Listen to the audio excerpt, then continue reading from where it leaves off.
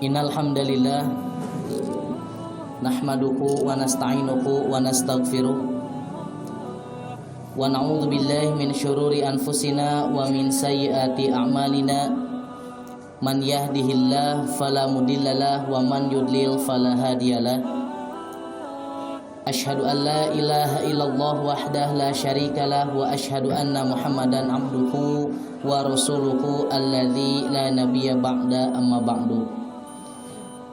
Ikhwatu iman yang dimuliakan oleh Allah Subhanahu wa taala, Imam Ibn Rajab Al-Hanbali di dalam kitabnya Jami'ul Ulum wal Hikam hadis nomor ke-10, beliau menjelaskan terkait bagaimana karakteristik dan bagaimana akibat bagi mereka yang selalu mengkonsumsi, melakukan amal-amalan yang dilarang atau yang diharamkan oleh Allah Subhanahu wa taala.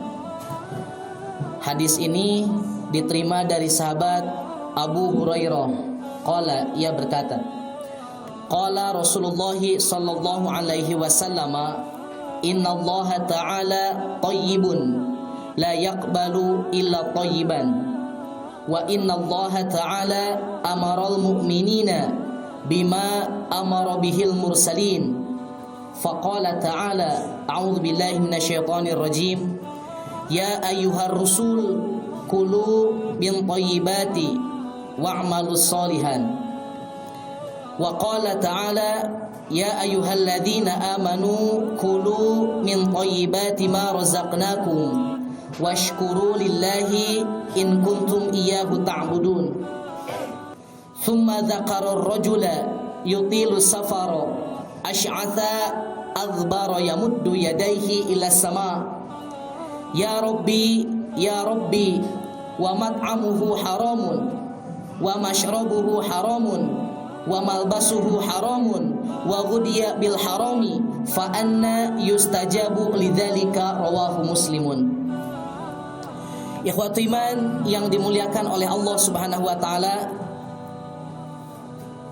Abu Hurairah sebagai sahabat Nabi yang paling banyak hafalan hadisnya, beliau menceritakan bahwa Nabi sallallahu alaihi wasallam beliau pernah bersabda, sesungguhnya Allah Subhanahu wa taala thayyibun, maha baik, la yaqbalu illa thayyiban, dan Allah pun tidak mungkin akan menerima apapun yang dipersembahkan oleh kita sebagai hamba-hambanya illa thayyiban, kecuali hanya hal-hal yang baik saja.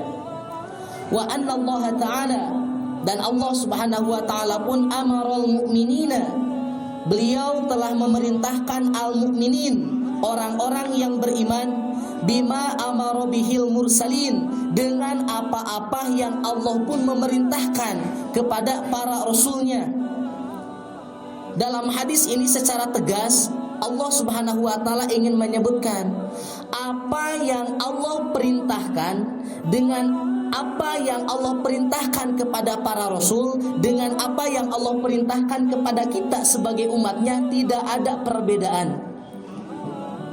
Ketika Allah mengharamkan sesuatu kepada Nabi, maka yang diharamkan kepada Nabi itu juga berlaku bagi kita sebagai umatnya. Apa yang Allah halalkan kepada para nabi itu juga berlaku bagi kita sebagai umatnya, kecuali hanya sedikit saja yang dibedakan, apa yang diwajibkan oleh Allah kepada nabi dan apa yang tidak diwajibkan oleh Allah kepada kita sebagai umatnya. Lalu ikhwatu iman yang dimuliakan oleh Allah Subhanahu wa taala,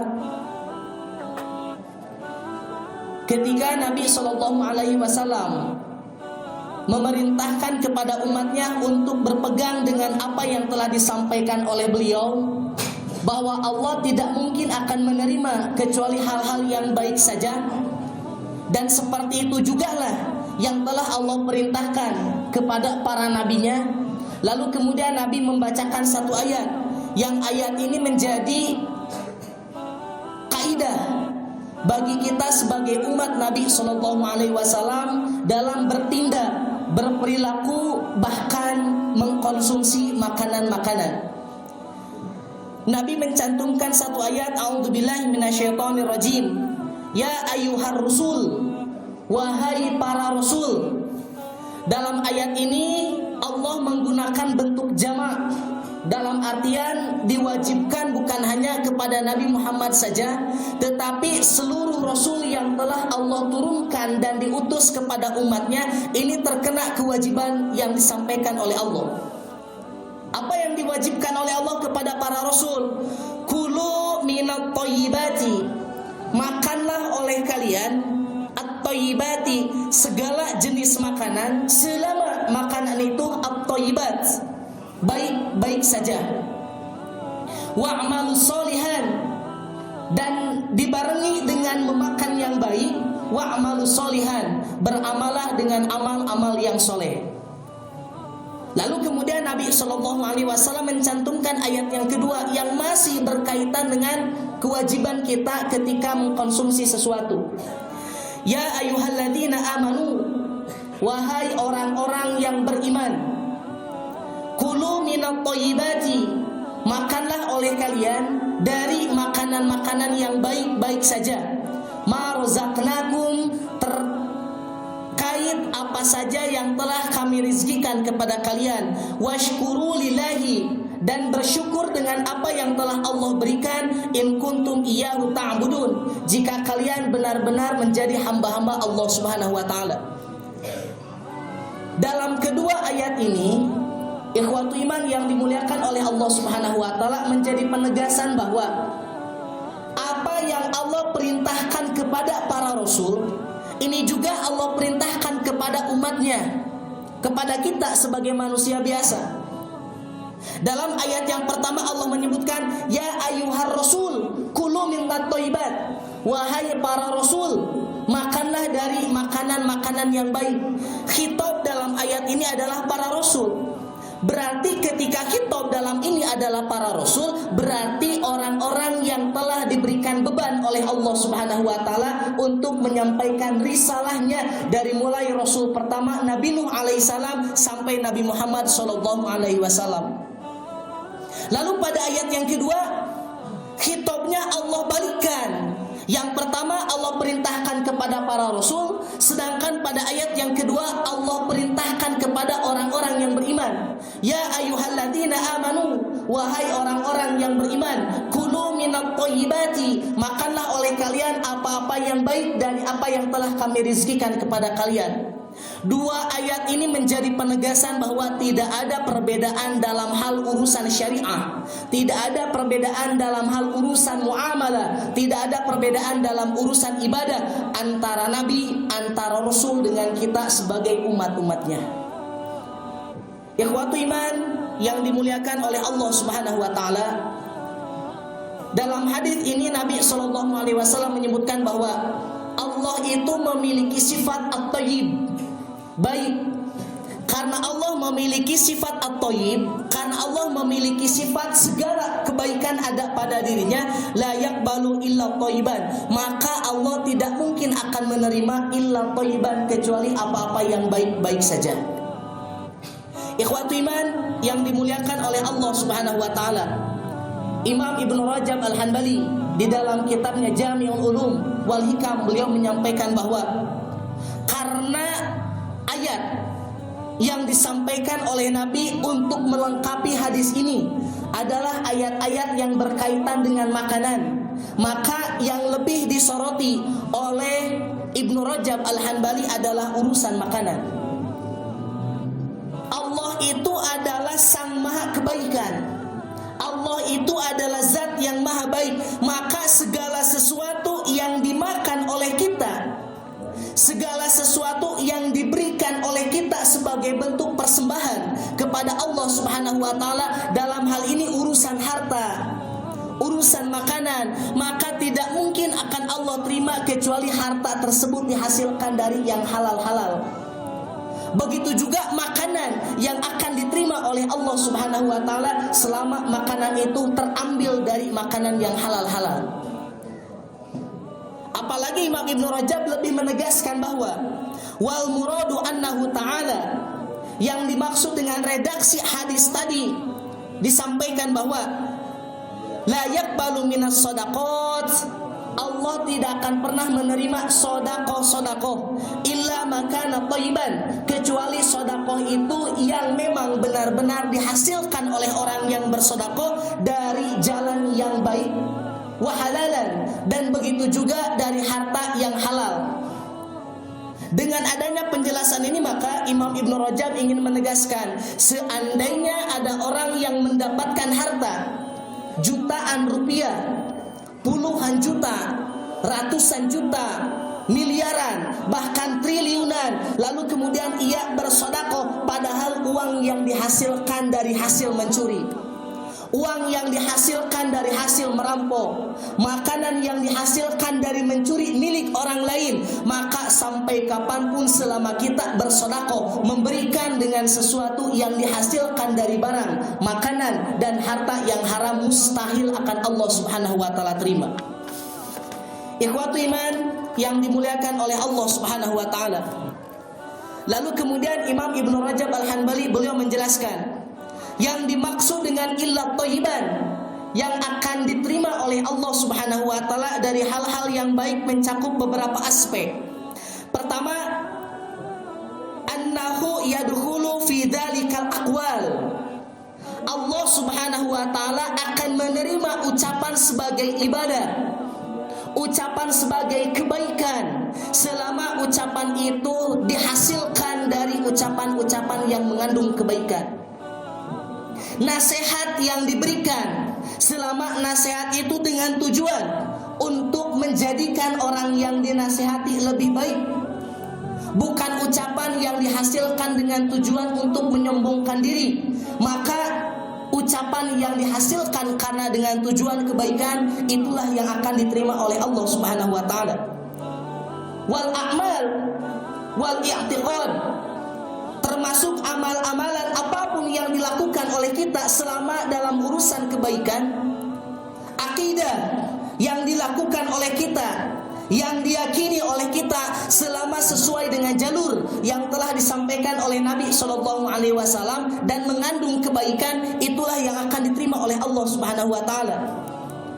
Akan tetapi ketika amal-amalan, ucapan, perbuatan, akidah yang tercampuri oleh kemusyrikan, akidah yang tercampuri oleh firqah-firqah sesat, akidah yang dicampuri oleh paham-paham sesat, amal yang tercampuri oleh riya, amal yang tercampuri oleh ujub, kesombongan, sampai kapanpun ibadah yang dilakukan dan dibarengi dengan riya, mustahil akan Allah Subhanahu wa taala terima. Amal perbuatan yang dilakukan oleh kita yang tercampuri sedikit saja sifat sombong, la yuqbalu illa thayyiban, Allah tidak mungkin akan menerimanya. Nah maka ikhwatu iman yang dimuliakan oleh Allah Subhanahu wa taala, seandainya amal-amalan ibadah apapun yang dilakukan oleh kita lalu kemudian ingin membuahkan hasil kebaikan, ingin membuahkan hasil pahala, maka jauhkan sifat riya dan jauhkan sifat ujub, karena hal itu yang dapat merusak apa saja yang dilakukan oleh kita. Barakallahu li wa lakum. Alhamdulillahi wa kafa, wassalatu wassalamu ala nabiyil mustafa wa ala alihi wa sahbihi ila yaumil wafa. Asyhadu an la ilaha illallah wahdahu la syarikalah wa asyhadu anna Muhammadan abduhu wa rasuluhu alladzi la nabiyya ba'da, amma ba'du. Ikhwatu iman yang dimuliakan oleh Allah Subhanahu wa taala, di antara salah satu golongan yang setiap doanya akan selalu diijabah oleh Allah Subhanahu wa taala, atau bahasa Nabi mustahil akan Allah Subhanahu wa taala tolak, di antaranya adalah yang pertama, orang-orang yang terzolimi, orang-orang yang mendapatkan kejelekan yang kita berikan kepada mereka. Ada santri, ada seseorang yang dia punya makanan, lalu kemudian makanannya diambil dengan paksa, padahal orang tersebut tidak menerima makanannya diambil. Ada santri yang punya barang, lalu kemudian barangnya diambil dengan paksa, dirusakkan dengan paksa, padahal santri yang barangnya diambil tidak menerima. Maka orang-orang yang seperti itu ketika makanannya diambil, ketika barangnya diambil, lalu kemudian dia berdoa, ya Allah, hinakan orang-orang yang mengambil makanan saya. Ya Allah, hinakan orang-orang yang mengambil barang-barang saya. Ya Allah, hinakan orang-orang yang mencuri barang-barang saya. Maka karena dia termasuk orang yang terzolimi, mustahil doanya ditolak oleh Allah Subhanahu wa ta'ala, atau doanya pasti akan diijabah oleh Allah Subhanahu wa ta'ala. Kemudian golongan yang kedua yang doanya mustahil akan Allah Subhanahu wa ta'ala tolak adalah orang-orang yang sedang melakukan safar atau orang-orang yang melakukan perjalanan. Dalam hadis Nabi tidak menjelaskan apakah safar yang dimaksud jarak dekat, jarak medium atau jarak tengah, atau jarak yang jauh atau jarak yang panjang. Nabi SAW tidak memberikan spesifik terkait batasan safar yang menyebabkan doanya diterima oleh Allah Subhanahu wa ta'ala. Selama seseorang melakukan safar, selama seseorang melakukan perjalanan, baik jauh ataupun dekat dengan tujuan apapun, kemudian dia berdoa kepada Allah, pasti doanya akan diijabah oleh Allah Subhanahu wa ta'ala. Akan tetapi ikhwatu iman yang dimuliakan oleh Allah Subhanahu wa ta'ala, kendati pun orang-orang yang melakukan safar merupakan salah satu golongan yang pasti doanya akan diijabah oleh Allah, tetapi ternyata Rasul menjelaskan mustahil orang-orang yang melakukan safar doanya diijabah oleh Allah Subhanahu wa ta'ala selama mereka melakukan beberapa hal. Nabi dalam hadis yang tadi menyebutkan, setelah menjelaskan dan membacakan dua ayat yang tadi, kemudian Nabi menjelaskan lebih rinci terkait karakteristik doa bagi orang-orang yang safar. Tsumma dzakara rajula yutilu safaro. Kemudian Nabi menceritakan satu kisah orang-orang yang melakukan perjalanan sangat jauh, asy'adza, yang dia merasa lelah, aghbaro, yang dia merasa letih, lapar, kucel rambut dan pakaiannya disebabkan saking jauhnya melakukan perjalanan. Yamuddu yadaihi ila sama, kemudian dia meminta kepada Allah Subhanahu wa ta'ala, dia berdoa kepada Allah Subhanahu wa ta'ala. Sebagai bukti keseriusan doanya, dia mengangkat kedua tangannya ke langit dan kemudian dia berkata, ya Rabbi, ya Rabbi, wahai Tuhanku, wahai Tuhanku, ya Allah, ya Allah, ijabahlah segala doa yang aku sampaikan karena aku saat ini sedang melakukan safar.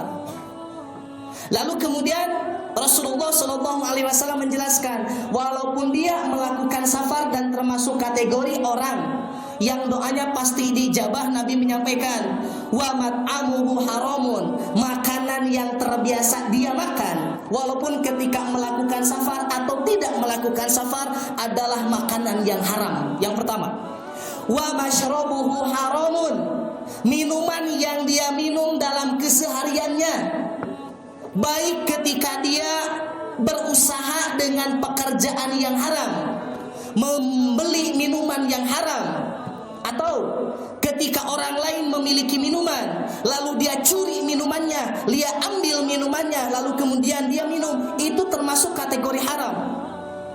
Wa malbasuhu haramun, pakaian yang dia gunakan sehari-hari adalah pakaian hasil mencuri atau pakaian yang haram. Wa ghudhiya bil harami, seandainya dia punya anak, seandainya dia punya cucu, seandainya dia punya keturunan, ghudhiya bil haram, dia memberinya dengan makanan-makanan yang haram. Fa anna yustajabu lidzalika, bagaimana mungkin Allah Subhanahu wa ta'ala akan mengijabah doa-doanya? Nah, ikhwatu iman yang dimuliakan oleh Allah Subhanahu wa ta'ala, kendati pun orang-orang yang melakukan safar, orang-orang yang terzolimi termasuk kategori orang-orang yang pasti diijabah oleh Allah Subhanahu wa ta'ala doanya, tetapi ketika dia memakan makanan hasil mencuri, hasil memaksa, hasil merampas, atau makanan yang haram, minuman dari hasil mencuri, hasil merampas, pakaian hasil mencuri, hasil merampas, walaupun dia termasuk kategori orang-orang yang diijabah doanya, mustahil Allah Subhanahu wa ta'ala akan mengijabah segala doanya. Bahkan ikhwatu iman yang dimuliakan oleh Allah Subhanahu wa ta'ala, Nabi SAW satu waktu beliau pernah menjelaskan satu ayat, ya ayuhan nas, wahai manusia, kulu mimma fil ardi halalan thayyiban. Makanlah oleh kalian makanan-makanan yang terdapat di bumi selama makanan itu halalan, halal thayyiban, dan dihasilkan dengan cara yang baik. Faqama Sa'id bin Abi Waqqas. Lalu kemudian ketika Sa'ad bin Abi Waqqas mendengar ayat itu, beliau langsung berdiri. Ya Nabi, wahai Rasulullah, ud'ullaha, tolong mintakan kepada Allah, tolong sampaikan kepada Allah, tolong doakan aku kepada Allah Subhanahu wa taala, an yaj'alani mustajabad dakwah, supaya segala doa-doa yang disampaikan oleh aku kepada Allah membuahkan doa-doa yang mustajab, atau membuahkan doa-doa yang pasti diijabah oleh Allah Subhanahu wa taala. Lalu kemudian Rasulullah sallallahu alaihi wasallam dengan tegas menyebutkan, faqala Nabi kemudian bersabda, ya Sa'id, wahai Sa'id, atib mat'amaka. Satu syarat ketika doamu ingin diijabah oleh Allah Subhanahu wa taala, perbaiki dulu makanan-makanan yang engkau konsumsi. Takun mustajab dakwah, ketika engkau memperbaiki, engkau apik, engkau memperhatikan makanan yang engkau konsumsi, maka takun mustajab dakwah, engkau pasti akan menjadi orang-orang yang doanya tidak mungkin ditolak oleh Allah Subhanahu wa taala, atau doa-doanya pasti akan diijabah oleh Allah Subhanahu wa taala. Walladzi nafsi Muhammadin biyadihi.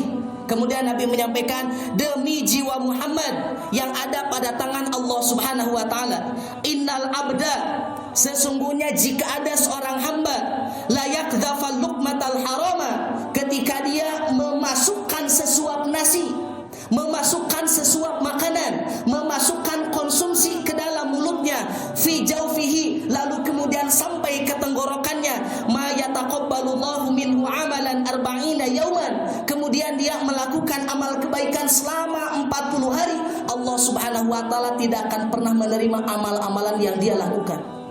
Ketika ada seseorang yang makan, minum, lalu kemudian makanan dan minum itu hasil rampasan dari temannya, hasil rampasan dari orang lain, walaupun hanya satu cuil makanan kemudian kita masukkan ke dalam mulut, yang dihasilkan dari merampas, yang dihasilkan dari mencuri, yang dihasilkan dari milik orang lain tanpa persetujuan dia, la yataqabbalullahu anhu amalan, Allah Subhanahu wa taala tidak akan pernah menerima amal-amalan yang dia lakukan arba'ina yauman, selama 40 hari 40 malam.